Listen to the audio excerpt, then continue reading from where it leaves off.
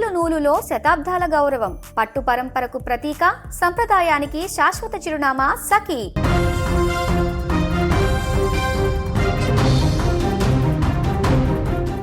ద్రవిడ గడ్డపై కమలం జెండాను రెపరెపలాడించాలని చూసిన ఆశలకు గండిపడింది.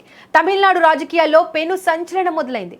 రాష్ట్ర మాజీ బీజేపీ అధ్యక్షుడు, fire brand leader K Annamalai పార్టీకి గుడ్ బై చెప్పారు. ఢిల్లీ వేదికగా బీజేపీ జాతీయ అధ్యక్షుడు నితిన్ నబీన్ కేంద్ర హోంమంత్రి అమిత్ షాలను కలిసి తన రాజీనామా లేఖను సమర్పించారు. అన్నమలై విజ్ఞప్తి మేరకు ఈ రాజీనామాను నితిన్ నబీన్ ఆమోదించినట్లు ఢిల్లీ వర్గాలు ధృవీకరించాయి. ఇటీవల జరిగిన తమిళనాడు అసెంబ్లీ ఎన్నికల్లో దళపతి విజయ్ నేతృత్వంలోని టీవీకే పార్టీ ఘన విజయం సాధించి విజయ్ సీఎం పీఠాన్ని అధిరోహించిన సంగతి తెలిసిందే.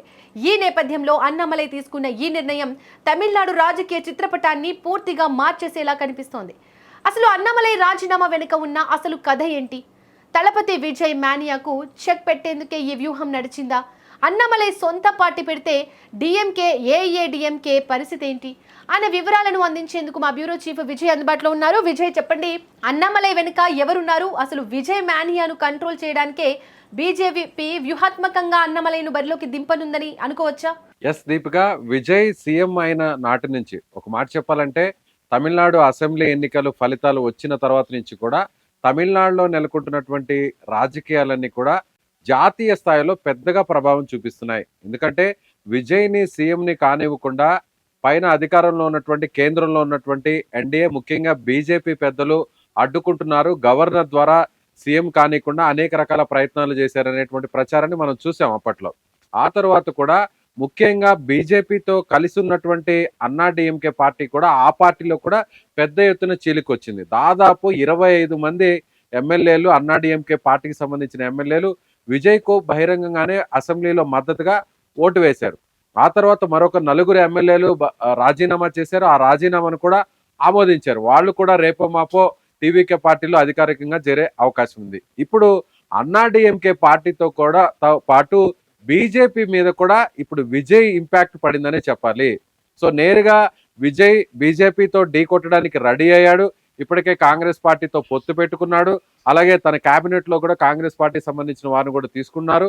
అదేవిధంగా తన ప్రమాణ స్వీకారం చేయడానికి కూడా కాంగ్రెస్ పార్టీ అధినేత రాహుల్ గాంధీని నేరుగా ఆయన స్వయంగా ఆహ్వానించారు. అంటే విజయ్ దక్షిణాది నుంచి బీజేపీని ఎదుర్కోవడానికి సో గ్రౌండ్ వర్క్ రెడీ చేసుకున్నాడు అనేది చాలా క్లియర్ కట్ గా మనం అర్థం చేసుకోవచ్చు. అయితే ఇప్పుడు బీజేపీ కూడా విజయ్ కు చెక్కు పెట్టడానికి కూడా రంగంలోకి దిగింది.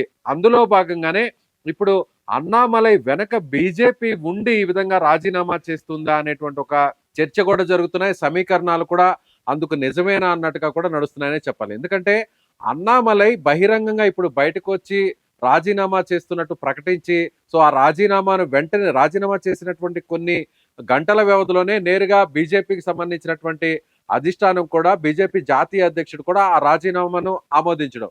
అంతకంటే ముందు కూడా నిన్న జరిగినటువంటి ఢిల్లీలో జరిగిన నాటకీయ పరిణామాలన్నీ కూడా దాదాపుగా 4 గంటల పాటు అన్నామలై బీజేపీ పెద్దలతో సుదీర్ఘమైనటువంటి మంతనాలు జరిపారు. అమిత్ షాతో దాదాపుగా 3 గంటల పాటు ఆయన భేటీ అయ్యారు. సో బయటకు మాత్రం మీడియాకు కానీ బయటకు మాత్రం ఏం చెప్తున్నారంటే అమిత్ షా రాజీనామా చేయొద్దు, మీరు బీజేపీలోనే కొనసాగండి, బీజేపీలో ఉండడం వల్ల మీకు మంచి భవిష్యత్తు ఉంటుందని అమిత్ షా చెప్తున్నప్పటికీ, అమిత్ షా చెప్పారనేటువంటి సమాచారం బయటకు వస్తున్నప్పటికీ కూడా కానీ బీజేపీ మాత్రం ప్లాన్ బిని సిద్ధం చేసింది. ఎందుకంటే బీజేపీ అక్కడ పెద్దగా ప్రభావం చూపలేదు. సో బీజేపీ నేరుగా అక్కడ విజయ్ని ఎదుర్కోవాలంటే బీజేపీ శ్రేణుల ద్వారా, బీజేపీ పార్టీ ద్వారా జరిగే పరిస్థితి లేదు. అదేవిధంగా బీజేపీతో పొత్తులో ఉన్నటువంటి అన్నా డిఎంకే పార్టీ కూడా ఇప్పుడు తన పార్టీ పూర్తిగా మునిగిపోయేటువంటి పరిస్థితిలో ఉంది. ఆ పార్టీకి సంబంధించినటువంటి ఎమ్మెల్యేలందరూ కూడా ఇప్పటికే గుడ్ బై చెప్పడానికి చాలా మంది రెడీ అయ్యారు. 25 మంది ఇప్పటికే విజయ్ కూడా సపోర్ట్ చేశారు. 4 ఆల్రెడీ రాజీనామా చేశారు. సో ఇప్పుడు బీజేపీ ఏ విధంగా విజయ్ కు చెక్ పెట్టాలి అనే విధంగా చూస్తుంది. డిఎంకేను ఒక కాంగ్రెస్ పార్టీకి దూరమైనటువంటి డిఎంకే పార్టీకి ఆఫర్ కూడా ఇచ్చింది బీజేపీ. డిఎంకే పార్టీని కలుపుకోవాలనేటువంటి ప్రయత్నం కూడా చేసింది. ఇప్పటికే డిఎంకే పార్టీకి గత ఎన్నికల్లో 36 సీట్లు అక్కడ ఎంపీ స్థానాలు వచ్చినటువంటి డిఎంకే పార్టీ ఎన్డీఏకి వస్తే పెద్ద ఎత్తున ఎన్డీఏకి ప్లస్ అవుతుంది. అటు రాజ్యసభలోనూ కూడా ఎన్డీఏకి పెద్ద బలం వస్తుంది. అలాగే లోక్సభలో కూడా ఎన్డీఏకి పెద్ద ప్లస్ అయ్యేటువంటి అవకాశం ఉంది. కానీ డిఎంకే ఈ ఆఫర్ను సున్నితంగా తిరస్కరించింది. ఇప్పుడు డిఎంకే కూడా ఎన్డీఏ కూటమిలో లేదు కాబట్టి విజయ్కు చెక్కు పెట్టడానికి అన్ని రకాల ప్రయత్నాలు చేస్తుంది బీజేపీ. అందుకే ఇప్పుడు ప్లాన్ బిలో భాగంగా అన్నామలై చేత రాజీనామా చేయించి ఇప్పుడు అన్నామలైని విజయ్కు ప్రత్యామ్నాయంగా బరిలోకి దింపడానికి ప్రయత్నాలు చేస్తుంది అనేది సీనియర్ రాజకీయ విశ్లేషకులు చెప్తున్నటువంటి మాట. కానీ బయటకు మాత్రం ఇంకో ఏం చెప్తున్నారంటే అన్నామలై హట్ అయ్యారు, అన్నామలై వల్ల ఇప్పటి వరకు బీజేపీకి పెద్ద ఎత్తున ప్లస్ అయింది. ఆయన ఐపీఎస్ ఆఫీసర్గా అన్నామలై దాదాపుగా ఆయన పనిచేసినటువంటి టైంలో ఒక సిన్సియర్ ఐపీఎస్ ఆఫీసర్గా గుర్తింపు తెచ్చుకున్నారు. కోయంబత్తూరులో ఆయన చేసినటువంటి అనేక యాక్టివిటీస్ అన్ని కూడా అప్పట్లో సెన్సేషన్ అయ్యాయి. ముఖ్యంగా కోయంబత్తూరు ప్రాంతానికి సంబంధించినటువంటి అన్నామలై బీజేపీ రాష్ట్ర అధ్యక్షుడు అయిన తర్వాత బీజేపీ బలం కూడా పెరిగింది.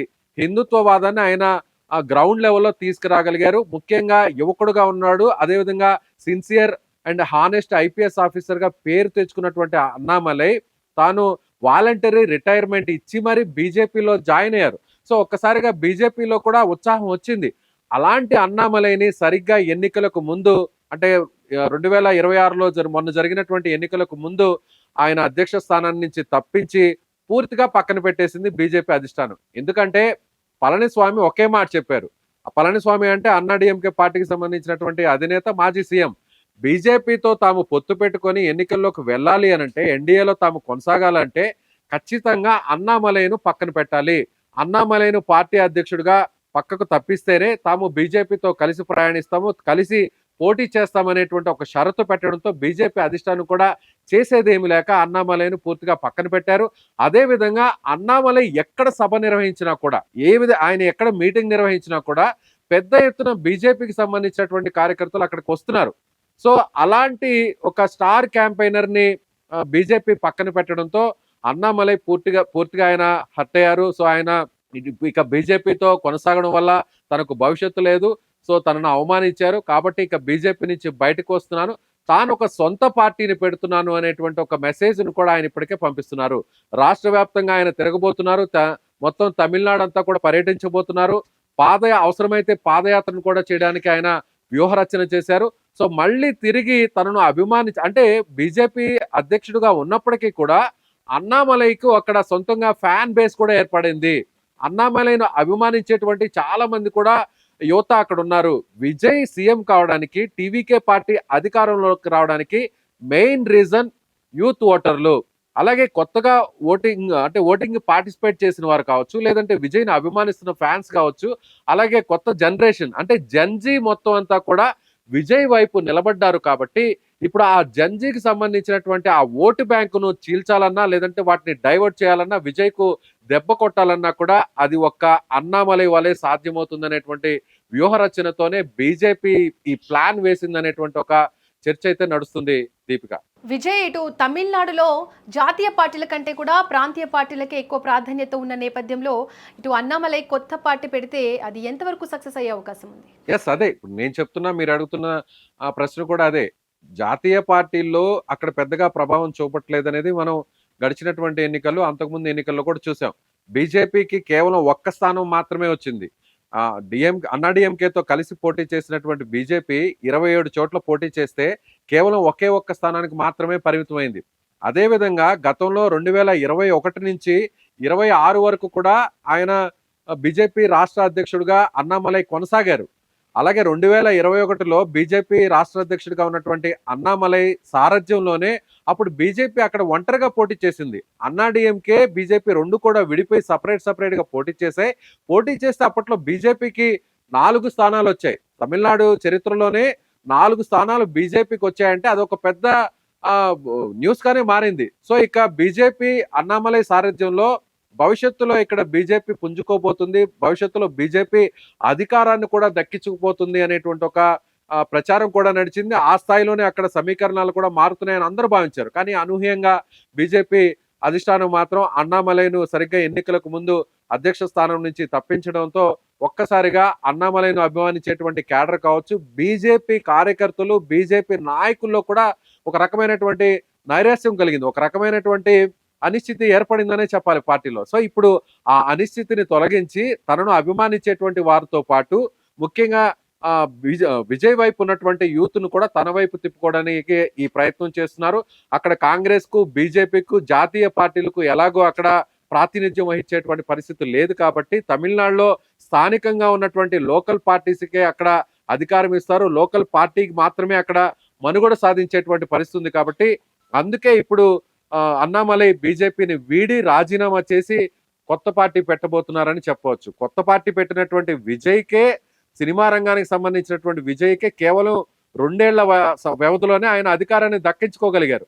అలాగే సుదీర్ఘంగా ఒక ఐపీఎస్ ఆఫీసర్గా, నిజాయితీ పరునైనటువంటి ఐపీఎస్ ఆఫీసర్గా, సిన్సియర్ పోలీస్ ఆఫీసర్గా పేరు తెచ్చుకున్నటువంటి అన్నామలై కూడా అదే స్థాయిలో క్రేజ్ ఉంది అనేటువంటి ఉద్దేశంతోనే దాన్ని రాజకీయంగా ఉపయోగించుకోవాలి, అది సొంత పార్టీ ద్వారా చేయాలి అనేటువంటి వ్యూహరచనతోనే అన్నామలై ఈ నిర్ణయం తీసుకున్నట్టుగా, దీని వెనక బీజేపీ ఉన్నట్టుగా మనం చెప్పవచ్చు. దీపిక, అన్నామలై విజయ్ పొత్తు పెట్టుకునే అవకాశం ఉందా? రాజకీయ పొత్తు అన్నా డిఎంకే పార్టీకి సంబంధించినటువంటి కొంతమంది ఎమ్మెల్యేలు అటు విజయ్ పార్టీలోకి వెళ్ళడానికి సిద్ధంగా ఉన్నారు. అన్నా డిఎంకే పార్టీ పూర్తిగా ఖాళీ అవడానికి సిద్ధంగా ఉంది. అది ముందు నుంచి మనం చెప్తున్నాం. ఎందుకంటే అక్కడ పార్టీకి సంబంధించినటువంటి నాయకత్వ సంక్షోభం కొనసాగుతుంది. పళనిస్వామి నాయకత్వంలో 2 సార్లు పోటీ చేస్తే 2 సార్లు కూడా అన్నా డిఎంకే ఓడిపోయింది. కాబట్టి ఇప్పుడు పళనిస్వామి నాయకత్వాన్ని అక్కడ ఒప్పుకునే పరిస్థితి ఎమ్మెల్యేలకు లేదు. అందుకే పార్టీలో చీలిక వచ్చింది. ఉన్న 47 మంది ఎమ్మెల్యేలలో 25 మంది ఆల్రెడీ విజయ్కి సపోర్ట్ చేశారు, ఓటు వేశారు.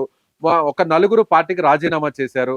కాబట్టి అన్నా డిఎంకే పార్టీ మునిగిపోతుంది. కాబట్టి ఆ మునిగిపోతున్నటువంటి పార్టీని కాపాడి అటు టీవీకే వైపు వెళ్లకుండా ఆ పార్టీలో ఉన్నటువంటి క్యాడర్ని కావచ్చు, యువత ఓటర్ ఎవరైతే కార్యకర్తలు ఉన్నారో ఆ మొత్తం వాళ్ళందరినీ కూడా ఇటువైపు టీవీకే వైపు షిఫ్ట్ కాకుండా బ్రేక్ వేయడానికి అన్నామలై మధ్యలో ఉండి వాళ్ళని తమ వైపు తిప్పుకునేటువంటి ప్రయత్నం చేసేందుకే ఇప్పుడు బీజేపీ ప్లాన్ వేసిందనే చెప్పాలి.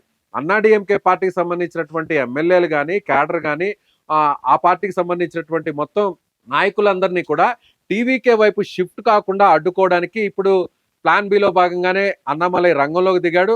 సో వాళ్ళందరినీ కూడా తన వైపు తిప్పుకునేటువంటి ప్రయత్నం అన్నామలై చేయబోతున్నాడు. సో పూర్తి స్థాయిలో ఆయన ఇప్పుడు పాదయాత్ర కూడా చేయడానికి రెడీ అయ్యారు. మొత్తం రాష్ట్రం అంతా కూడా పర్యటించబోతున్నారు. ఇప్పటికే డిఎంకే పార్టీకి సంబంధించినటువంటి అధినేతగా ఉన్న స్టాలిన్ కూడా ఆయన సొంత నియోజకవర్గంలోనే ఎమ్మెల్యేగా ఓడిపోయారు. ముఖ్యమంత్రిగా పనిచేసినటువంటి అనుభవం ఉన్న వ్యక్తి, డిఎంకే పార్టీ లాంటి సీనియర్ నాయకత్వం కలిగినటువంటి ఆ పార్టీలో ఉన్నటువంటి వ్యక్తే ఓడిపోయారు. కాబట్టి ఆయన కుమారుడుగా ఉన్నటువంటి డిప్యూటీ సీఎంగా గతంలో పనిచేసినటువంటి ఉదయనిధి స్టాలిన్ కూడా ఆల్రెడీ డిఎంకేను తిరస్కరించారు. కాబట్టి ఉదయనిధి స్టాలిన్ నాయకత్వంలో పార్టీ పుంజుకోవడం ఇప్పట్లో సాధ్యపడదు అనేటువంటి ఉద్దేశంతోనే ఇప్పుడు విజయ్కి ఆల్టర్నేట్ గా ఎవరు ఉన్నారు అనేటువంటి ఒక ఫ్యూచర్ ప్లాన్ లో భాగంగానే అన్నామలై ఇప్పటికిప్పుడే ఈ నిర్ణయం తీసుకున్నారు. సో అందుకోసమే కొత్త పార్టీ పెట్టబోతున్నారు.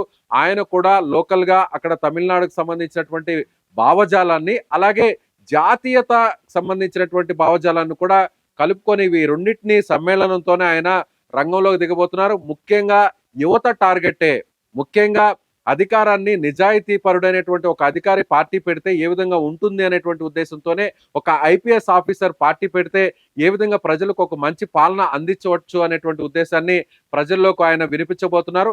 నెక్స్ట్ ఎలక్షన్స్ ని టార్గెట్ గా చేసుకునే ఇప్పుడు అన్నామలై బరిలోకి దిగారని చెప్పవచ్చు. దీపిక, అన్నామలై రాజీనామా తమిళనాడు రాజకీయాల్లో ఒక కొత్త చర్చకు తెరలేపింది. ఇది కేవలం ఒక నాయకుడి నిర్ణయమా, లేక రాష్ట్ర రాజకీయాల్లో కొత్త శక్తి ఆవిర్భావానికి సంకేతమా? విజయ్ సీఎం అయిన తర్వాత మారుతున్న రాజకీయ సమీకరణాల మధ్య అన్నామలై తదుపరి అడుగు ఎటన్నది ఇప్పుడు తమిళనాడుతో పాటు దేశ రాజకీయ వర్గాల్లోనూ తీవ్ర ఆసక్తిని రేకెత్తిస్తోంది.